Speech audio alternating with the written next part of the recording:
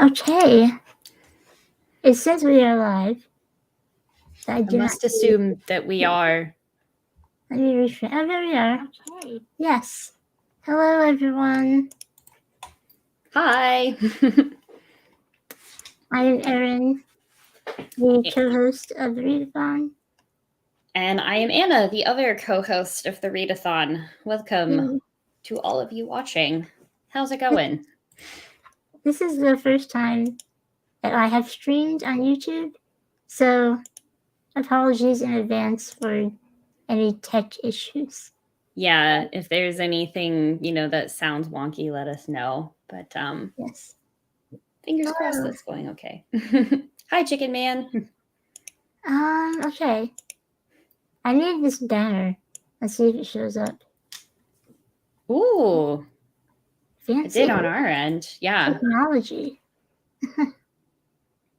Okay, so do you want to jump right into the questions or general thoughts maybe first? Yeah, maybe we could start with some general. I mean, this is a pretty open-ended question, what I thought of the book.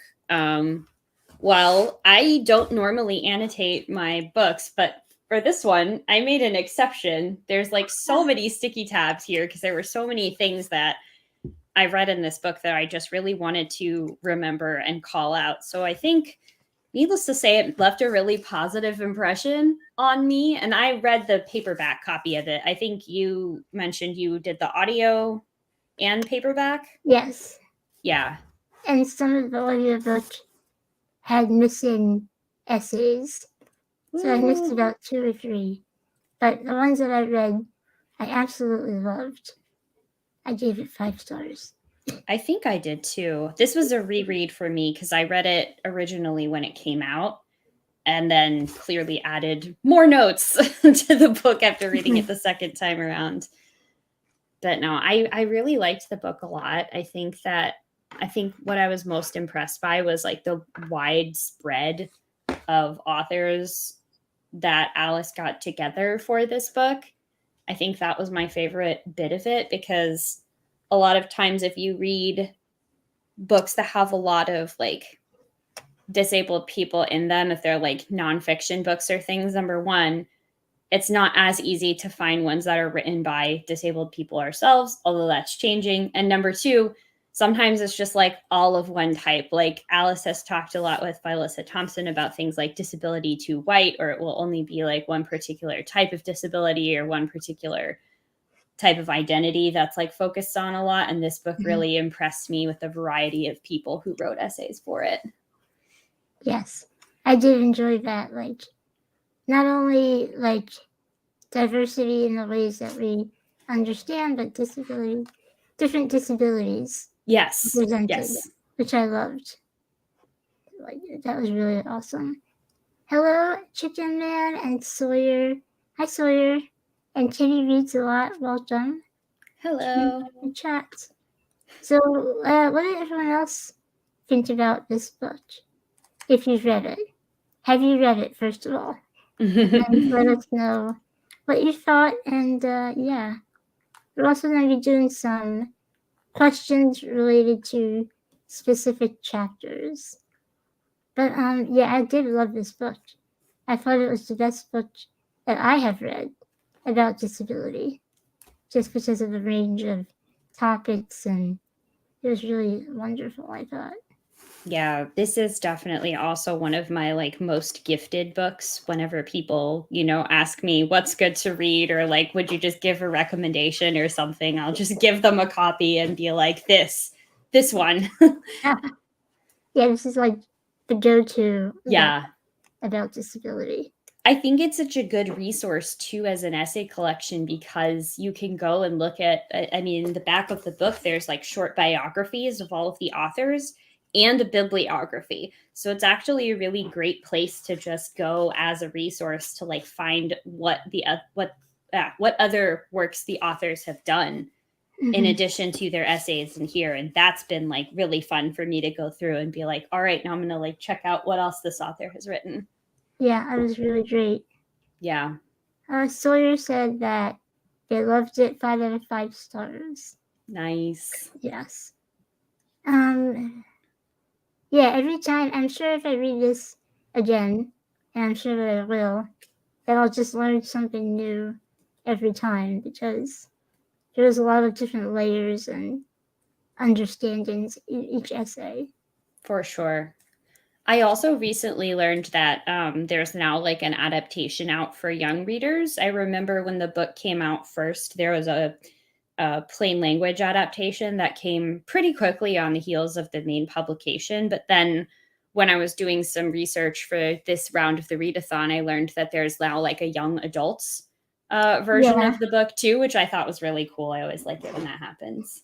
Yeah, Alice, she shared that with us. Yeah. And I think I get why that was needed. Because some of the essays were like adult specific. Yeah. Yeah. But I think any age can take something away from it. Yeah, I agree. Kitty Reads a Lot says that they were very fond of it. Yay. I'm so glad that we got so many other people to read this. Yeah. It's like our Bible. Yeah. And also, like, one of the things that, like, with Disability Visibility Project, the podcast, like, before this book even came out, I think that was one of the first, like, disability related podcasts that I ever found and, like, started listening to. And they actually, like, wrapped up. I was making my way through the backlog and at 100 episodes, which is just, like, a huge accomplishment. So, definitely if you liked the book and you're, looking to get more into reading books of this type or reading text of this type, that podcast is a great place to start. And it's also completely transcripted as well. Yes. And yeah, they do have transcripts. Mm-hmm. Oh, you got Funko Pops. I do, yeah. My Lord of the Rings dudes. I love it. Yeah. I have a whole bunch of Star Trek Funko Pops. All right, do you want to maybe talk about specific essays? Yeah, so I thought one of the ones that really stood out to me, and I mean, it's hard to pick just one, but this one like spoke to my specific experience, was the one by Shoshana Kessick. It's called Falling/Burning, Hannah Gatsby, Nanette, and Being a Bipolar Creator, because bipolar is one of the many things that brings me to the world of being a disabled person. And I think this, and then a few years back, I think before the Readathon existed, when I read Marbles by Ellen Forney, were like the first times that I really saw in nonfiction people talking about their experiences like living with this kind of condition, as opposed to just, oh, it was so sad that like Vincent van Gogh chopped off his ear and died a long time ago, and he also had bipolar. So like this one really spoke to me. And one of the discussion questions for it is, why does the author say they'll forever thank Hannah Gatsby for telling people that artists don't have to suffer for their art? I loved that. Like, I do too. Yeah, Ellen in her book, and she's like a local cartoonist to me, also writes about this a lot, about being worried because she's, an artist, a cartoonist, that like when she goes on medication to help manage her symptoms, that it's somehow going to like deaden her creativity, and like she's not going to have the same like free flow of ideas. And I get that, because that's really hard and medications have weird side effects. But I love this idea that like we're seeing now more bipolar artists and writers actually saying, hey, there's no need for us to be like unnecessarily miserable while we're making what we do. We don't need to be miserable to make things that we care about. Right. I thought that was really a good essay. I actually know Shoshana. Oh, really? I met her at a convention. Oh, that's awesome. She was kind of like in our friend circle. And I was like, oh, I know this person. Yeah. That was really cool. But yeah, I can't really relate as far as having bipolar, but I know as like my disability progresses, it's harder for me to type. And typing is basically my job at work and all of that. So finding different ways to do my job that are more accessible has been a challenge, but it's also made my work better because I'm not tired and I'm writing because I found a different way to do it. So I think that's something that people can do. Yeah, I think having like just seeing somebody else be able to, that's kind of related to the next question, which is like, where do you go for checks and balances to seek advice, support, or help? One of the things that I love about this essay and about reading Marbles was just the fact that in order to kind of figure out how to navigate life as an artist with a disability and, you know, with all these other things going on, because life is full of upheavals that are related to just, you know, being alive and stuff, is that I like getting to read other people's experiences going through this, because it feels a little bit like sharing toolbox tips or like sharing skills with someone about like, oh, here's like this creative way that I thought to, you know, do my work or be able to. I mean, for me, sometimes that's like learning to kind of channel the heightened energy of a manic episode without going too hard, in the sense that, you know, I burn out and completely crash. But it can be nice to have that extra boost sometimes of energy and creativity, the kind of like free flowing ideas. And I like that it wasn't like, oh no, we need to like completely shut down this part of the way that your brain works. It's just you need to live it in balance. Exactly. Yeah. Right. Yeah. That was one of my favorite essays as well. Because I like the essays that I can relate to, but I also love the ones where I learn something new and I come away with like a deeper understanding of other disabilities. So that's something I really appreciated about this book, especially. Was there a particular essay that spoke to you in that regard? As of far something as, that was very different from your own experience where you learned something? I like the one that was about incarceration. I was going to say that one too. Yeah. I'm trying to find a name. I'm looking. I It's the can't one really, about American Sign Language in the prison system. yeah, I can't really take notes while I read, so I have to like remember everything. Okay, I've got it. It's The Isolation of Being Deaf in Prison. Jeremy Woody has told to Christine Thompson. I'll put the title in the chat in case people want to look it up. I know everyone has different page numbers, but yeah, I know that prison itself is not good or accessible, but I didn't really understand how deeply ableist that specific being deaf in prison is. So that really opened my eyes a lot. Yeah, neither did I. I mean, a lot of what I have learned from, say, like watching like deaf YouTubers or deaf TikTokers has been a lot about language deprivation as it relates to children, like deaf and hard of hearing children, not, you know, learning ASL or getting brought up in like deaf culture and things, because there's such a strong emphasis on like oralism and autism of like, or just seeing like American Sign Language or other types of sign language as like a lesser language, even though we know that's not true. There's still like a lot of stereotyping and stigmatization there. But I didn't think about language deprivation outside of the context of really like kids until reading this essay. Yeah. Yeah. I thought that was I also, in relation to this essay, I liked how certain essays were like spoken aloud and somebody transcribed it. I thought that was really awesome because that's something that I might have to do eventually, is to tell somebody and they type it. So I thought that was really great to show the different ways of creating and interacting with media. For sure. Like, this book isn't just a collaboration of different people with different ideas and experiences, but they all, write their essays in the exact same way.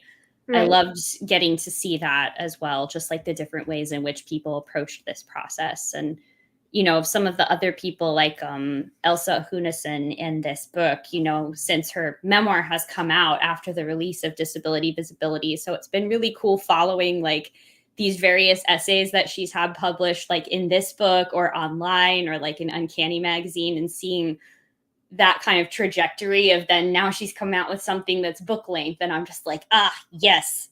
Yes, I love that. I can't wait to read that. Maybe next time we'll use that as our group book. That would be really cool. I loved it when I read it, and I know she's got the new like Assassin's Creed novel coming out later Oh, this really? year. I didn't know. Yeah, she's written like an Assassin's Creed. It's not like a novelization of the game. It's just an original story set in like their Viking world. Right. That's so awesome. Mm-hmm. I didn't know she was doing that. Kitty says that essay had me livid. Yes.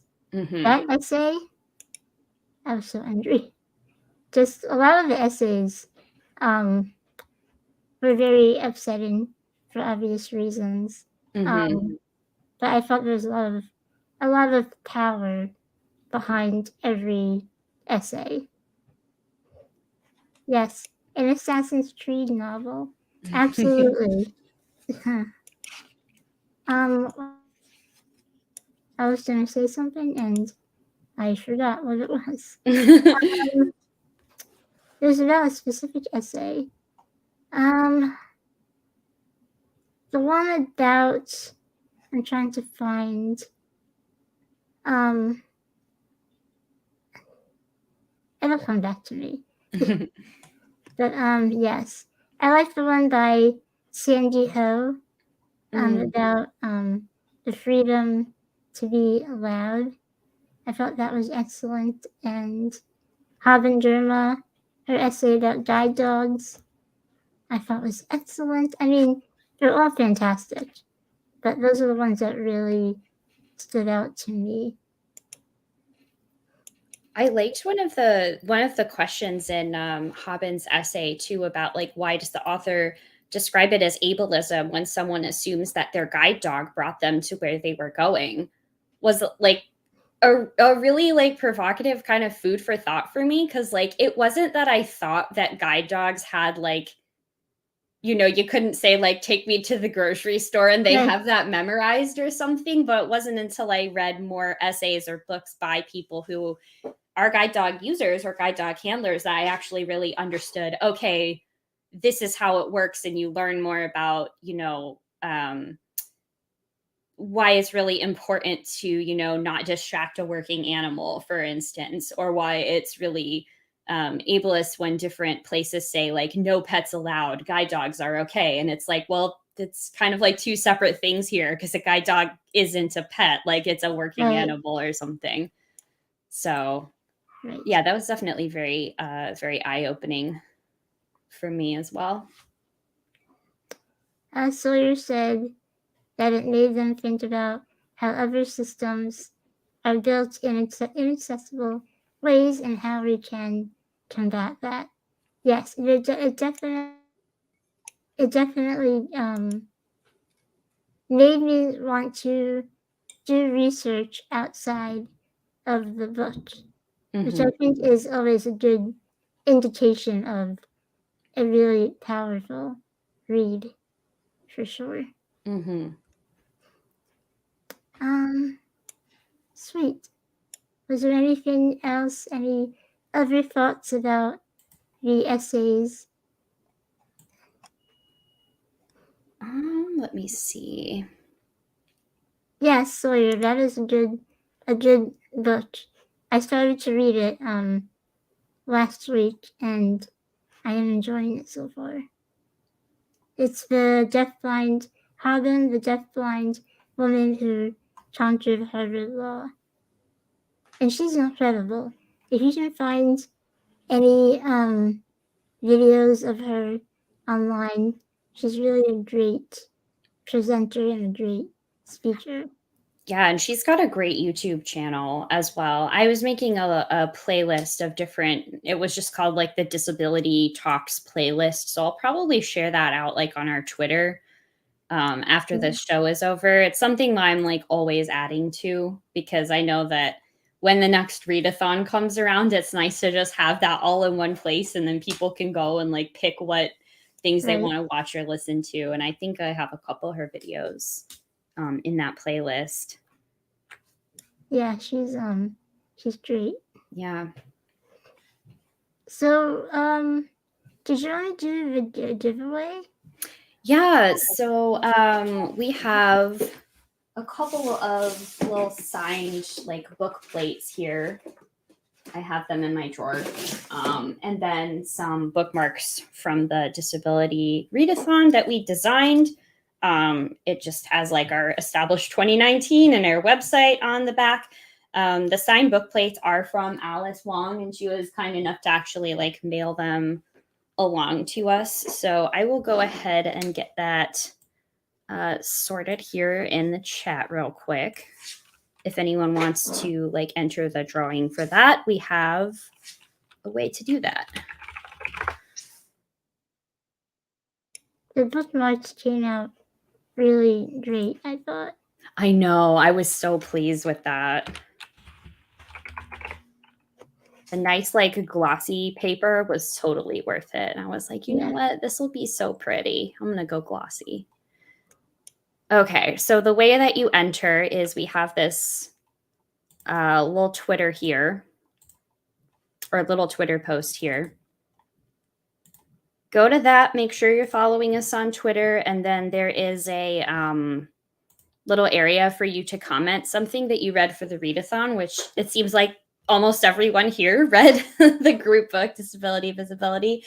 If we don't win, is there a place we can purchase them? Abby asks. Yeah, if you'd like to, shoot us a message on Twitter and we can talk about mailing that along to you. That's probably the best place to do it since I don't think the chat here replays after that. No. Also, unrelated to that, but I just realized I set captions for this video and they're not showing up. Oh no. Yeah. I know. I was worried about that because I set to auto captions, but I can't seem to turn them on. Oh, brother. So what I'll do is after we finish, I might do the captions myself, so the recording is fully accessible. Yeah. I apologize for that because that is annoying and not accessible. It is my first time rather, streaming on YouTube. I don't know, I mean, I did set it to have captions, but yeah, like we even planned that out and talked about that too. So, well, we will have closed captions on the video once the live part is done and after the fact. Yes, for sure. Yeah. All right. Did you maybe want to talk about other books that we've read so far? Yeah, that was what I was going to suggest too. I actually just finished a book. I had like a shorter TBR that I set myself because I didn't want to get too stressed out by a massive stack of books that I probably wasn't going to finish all of them.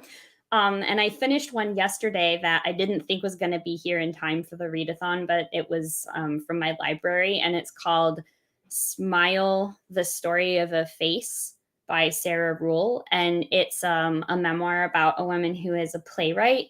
She lives in New York City. And when she gave birth to her twins, she got Bell's palsy, which was like a type of facial paralysis.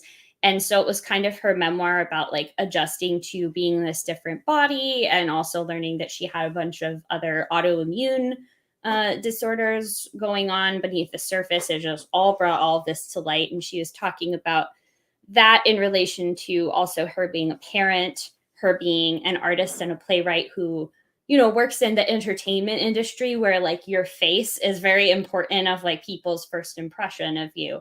And just her writing and philosophizing about that, as well as her discussion of like how that fit into the way she saw herself changed. And it was just really well written. Like, it was a very poetic book. I appreciated the writing so much. And I also liked it because it's like not always super common that like I read a book where there is a person who's a parent who is also disabled, Right. especially not that one that is written by that person themselves. I've seen it in like a kid's picture book or something like that, but it's really like incidental to whatever story is going on. I'll have to check that out. Yeah, it was really good. It was a pretty short book too. It was like 200 pages. Oh, So I okay. was like, oh, that's not too bad. Yeah. Oh, your captions. Oh, the captions are working. Not on my end. They're not working on mine either. Huh. Mysterious. How do I get the bookmark if I don't have Twitter? You should email me. Yeah. Let me see. I can put my email in the chat, and then I can get those to you. Yeah, email works as well. Good question. What about you, Erin? Did you have anything else that you either read already or you still have in the last week that we have? I finished Continuum by Chalaman.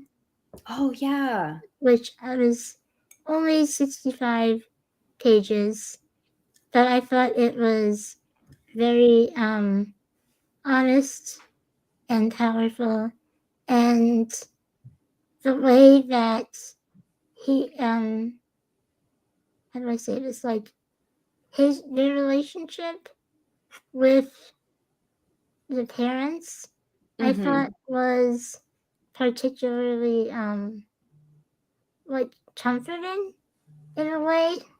Yeah. I don't know how to explain that, but like them being deaf and at the same time, like finding that out at the same time that they became, they came out to their parents at the same time, and just kind of that juxtaposition between disability and gender, I thought was very well done, and it packed a lot of punch for such a short book. So I definitely recommend it. What is it called again? Continuum. Yeah, it's on Kindle. Oh, there it is. Yes. Oh yeah, I think I've seen this in a bookstore before. This is really cool. I actually only knew Chalaman from like visual art and stuff because I think I watched like a YouTube video that they made a while back, and I was like, oh, this person's artwork is really cool. I didn't realize they'd written a book too. Yeah, I thought it was fantastic. I follow them on social media, so I was really excited to see they had a book. I was like, yes, nice. I love that. And I also started reading Take a Hint, Danny Brown. Yes. It feels very samey though. To the first one. That's my only critique of it. But I do love it so far.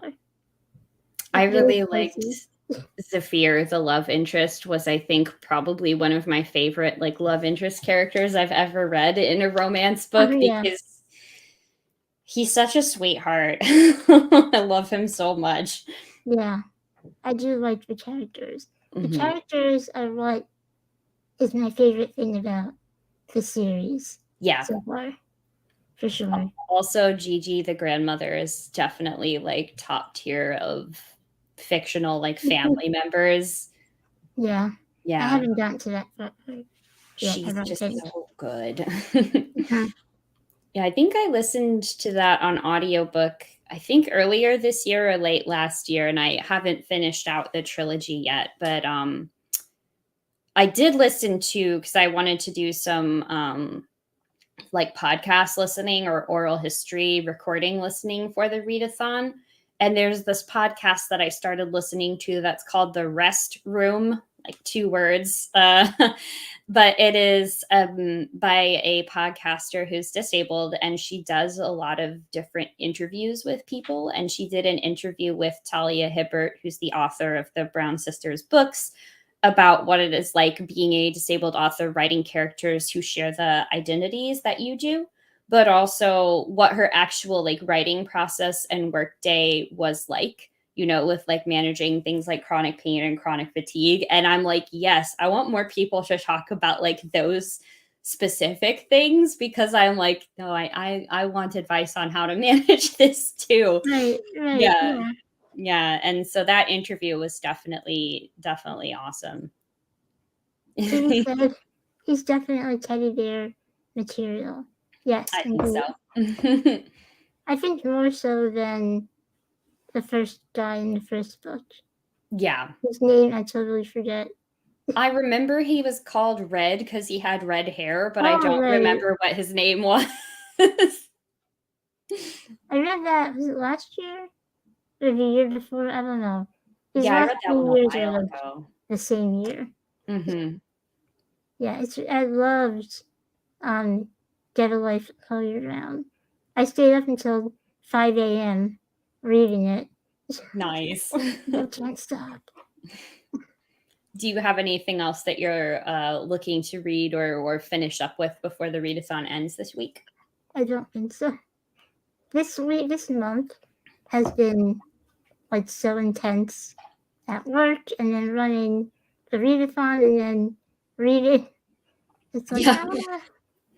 it is very hard to both run and participate in the readathon.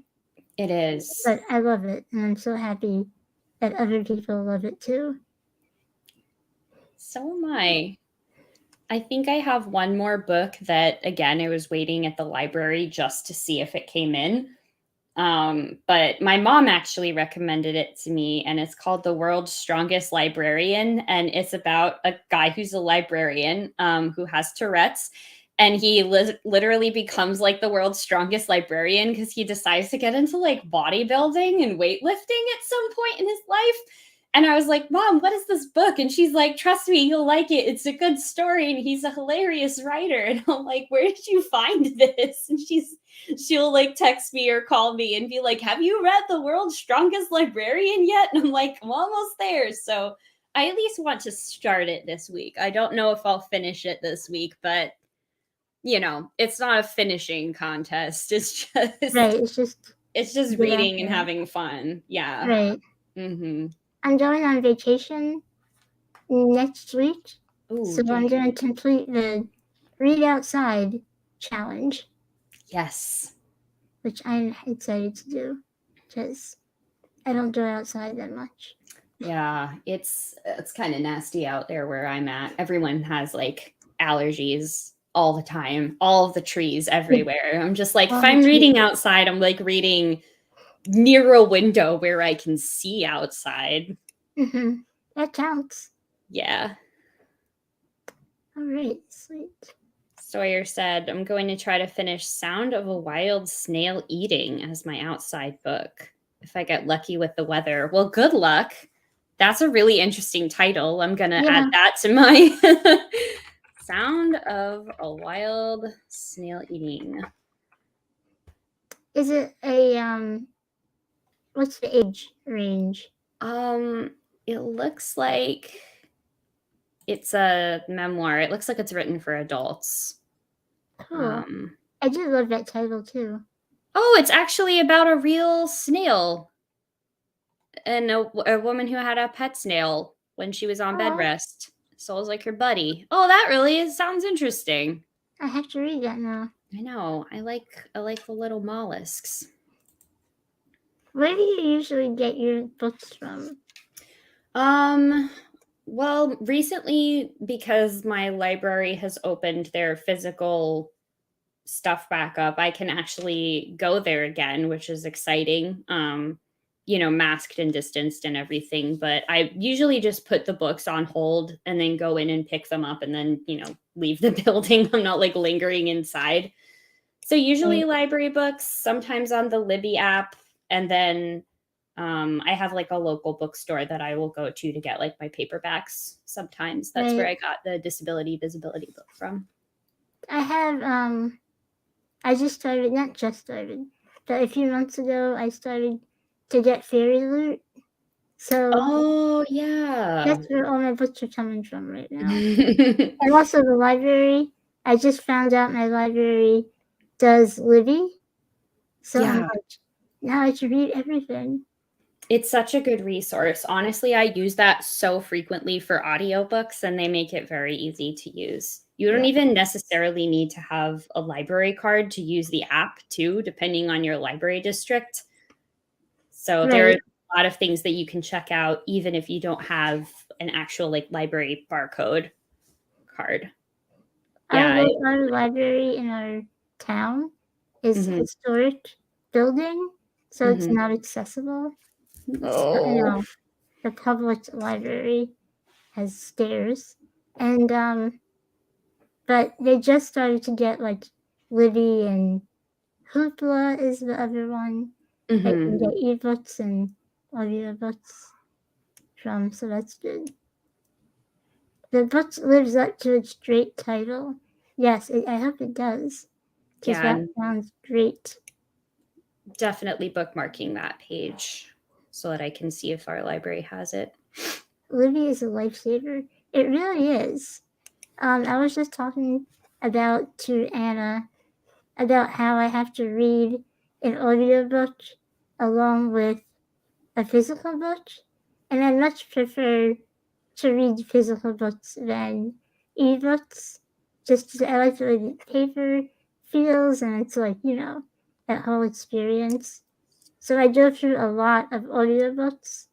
Like I subscribe to Audible, Bookshop, Scribd, and I still have to buy stuff. But now I have the library, so that's good. Yeah.